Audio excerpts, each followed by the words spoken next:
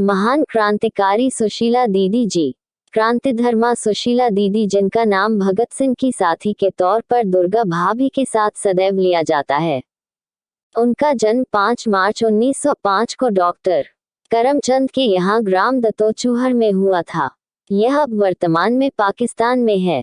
उनका पूरा परिवार कट्टर आर्य समाजी और राष्ट्रभक्त था, जिसके संस्कार उनमें भी बचपन से ही पल्लवित हुए। जालंधर कन्या महाविद्यालय में पढ़ते हुए वे कुमारी लज्जावती और शन्नू देवी के संपर्क में आईं और इन दोनों ने सुशीला के मन में देशभक्ति की चिंगारियां भर दी। सन 1926 में हिंदी साहित्य सम्मेलन देहरादून जाने पर उनका परिचय क्रांतिकारी विचारधारा से ओतप्रोत भगवती चरण बोहरा से हुआ।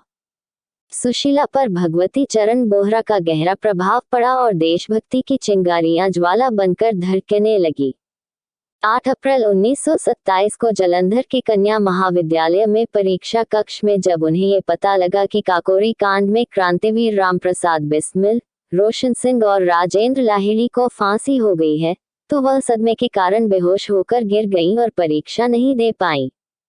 काकोरी कांड के क्रांतिवीरों पर चल रहे मुकदमे के दौरान क्रांतिकारी दल के पास पैसों का बहुत अभाव था और तब सुशीला दीदी ने अपने विवाह के लिए रखा 10 तोले सोना देकर मुकदमे की पैरवी को आगे बढ़ाया था, जिससे कई क्रांतिकारियों की प्राण रक्षा हो गई। 1927 में वह क्रांतिकारी दल हिंदुस्तान प्रजातंत्र संघ की सक्रिय सदस्य बनी। जालंधर में गोपनीय पर्चों के वितरण का पहला काम उन्होंने किया था। अपनी शिक्षा पूरी होने के बाद वह कलकत्ता में सेठ सर छज्जू राम की पुत्री के अध्यापन का काम करने चली गई। वहां पर भी क्रांतिकार्य में उनका सक्रिय योगदान जीवन भर बना रहा। कलकत्ता में साइमन कमीशन के आगमन के विरोध में हुए आंदोलन में उन्होंने बहुत जोश से भाग लिया था और तब आंदोलन का नेतृत्व कर रहे नेताजी सुभाष चंद्र को भी उनकी साहसिक कार्यशैली का पता चला तो उन्होंने इनको सराहा था। पंजाब केसरी वयोवृद्ध लाला लाजपत राय पर निर्मम लाठी प्रहार पुलिस अधीक्षक सैंडर्स ने उस समय किया, जब वह लाहौर में साइमन कमीशन विरोधी जुलूस का नेतृत्व कर रहे थे। भगत सिंह ने मौका देखकर पुलिस अधीक्षक सैंडर्स का वध कर दिया। वध करने के बाद जब भगत सिंह छद्म वेश में लाहौर से दुर्गा भाभी के साथ कोलकाता पहुंचे, तो स्टेशन पर उन्हें लेने भगवती चरण के साथ सुशीला दीदी भी पहुंची थी। दीदी ने कोलकाता में ही भगत सिंह के लिए छिपकर रहने की घर की व्यवस्था की। दुर्गा भाभी भी संतुष्ट होकर लाहौर चली गई।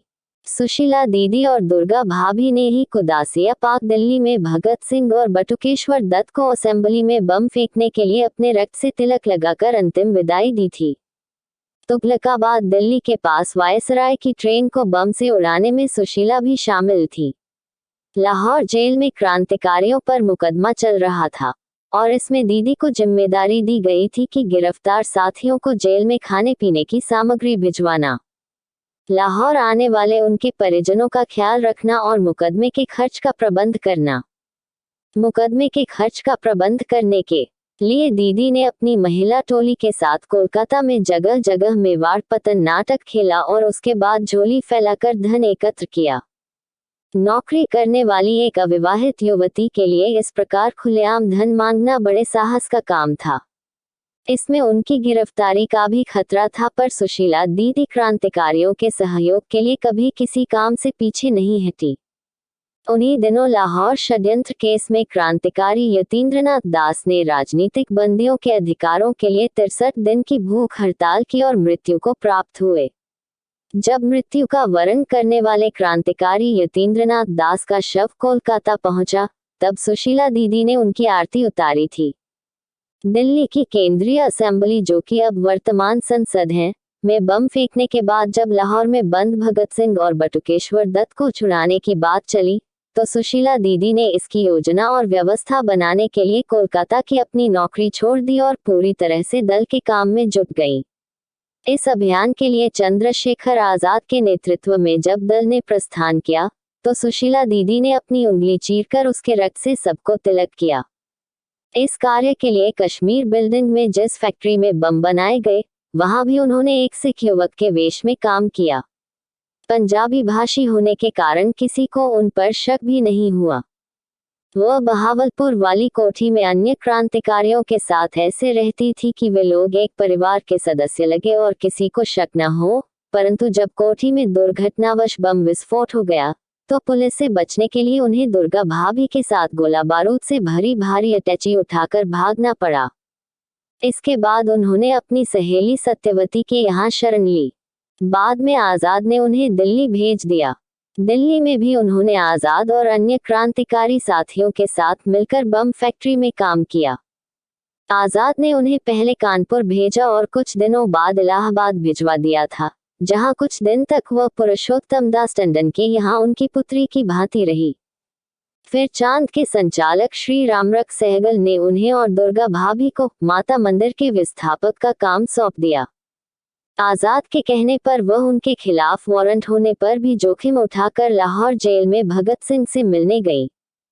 उन्होंने दिल्ली जाकर गांधी जी से मिलकर भगत सिंह की रिहाई का भी प्रयास किया, परंतु गांधी जी ने इस विषय में कोई सक्रिय भूमिका निभाना अस्वीकार कर दिया। सुशीला दीदी 1 अक्टूबर 1931 को लेमिंगटन रोड बंबई में यूरोपियन साजन टेलर और उनकी पत्नी पर गोली चलाकर फरार हो गई। सन 1931 में भगत सिंह, सुखदेव, राजगुरु, भगवती चरण बोहरा और आजाद की शहादत के बाद सुशीला दीदी ने भारतीय कांग्रेस में शामिल होकर देश की आज़ादी का काम जारी रखा। उन पर 2 वारंट थे और इनाम भी घोषित था।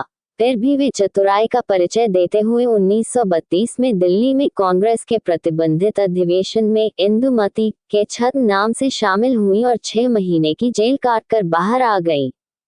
सुशीला जी के फरारी के दिनों में दिल्ली के एक वकील श्याम मोहन ने उन्हें काफी दिनों तक अपने घर में शरण देकर काफी मदद की थी। अतः उनके पिता ने हर्षपूर्वक 1 जनवरी 1933 को श्याम मोहन के साथ उनका विवाह करा दिया।